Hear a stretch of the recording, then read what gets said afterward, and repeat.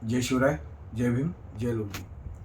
आज सकाळी नागपूरला SBL कंपनीमध्ये स्फोट झाला. त्या स्फोटामध्ये 17 जण मृत्युमुखी झाले. 18 जण आता हॉस्पिटलमध्ये हॉस्पिटलाइज आहेत. त्या 17 मृत्युमुखी पडल्यांना मी राहुल प्रियंका गांधी यांची भावपूर्ण आदरांजली वाहतो.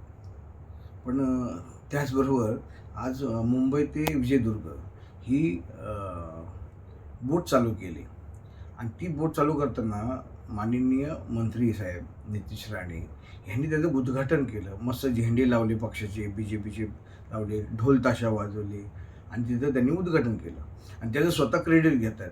मी माध्यमांमध्ये तेच पाहतोय. आता सकाळपासून मी सांगायच्या प्रतिक्रिया काय आहे तर मी पाहत होतो आणि म्हणून मी आता माझी प्रतिक्रिया देतोय. तुम्हाला ह्या जनतेशी, ह्या लोकांशी, गोरगरिबांशी तुमचा काय देणं घेणं नाही. आज तिथं 17 लोक मृत्युमुखी पडलेत.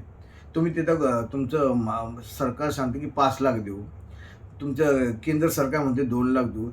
5 आणि 7 लाख रुपये ही काय माणसाची किंमत झाली? त्यामुळं आता विजय वडेट्टीवार साहेब बोलले असेल किंवा अनिल देशमुख साहेब बोलले असेल की त्यांना एक व्यवस्थित असं तुम्ही त्यांना त्याचा मोबदला द्या. हो, ही SBL कंपनी हा आत्ता अपघात नाही झालेला, हा दुसरा-तिसरा अपघात आहे.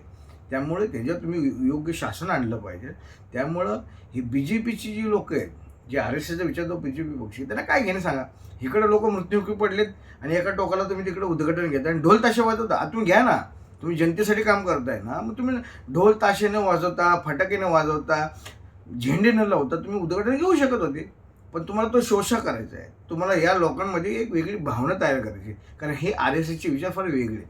त्यामुळं माझ्या तमाम जनतेला ही नम्र विनंती आहे की या BJPचा RSSच्या विचारांचा जो पक्ष आहे, आपण सगळ्यांनी ह्यातून थोडंसं आपण आता शाणे झाले पाहिजे. जय शिवराय, जय भीम, जय लवजी, जय पुणेकर.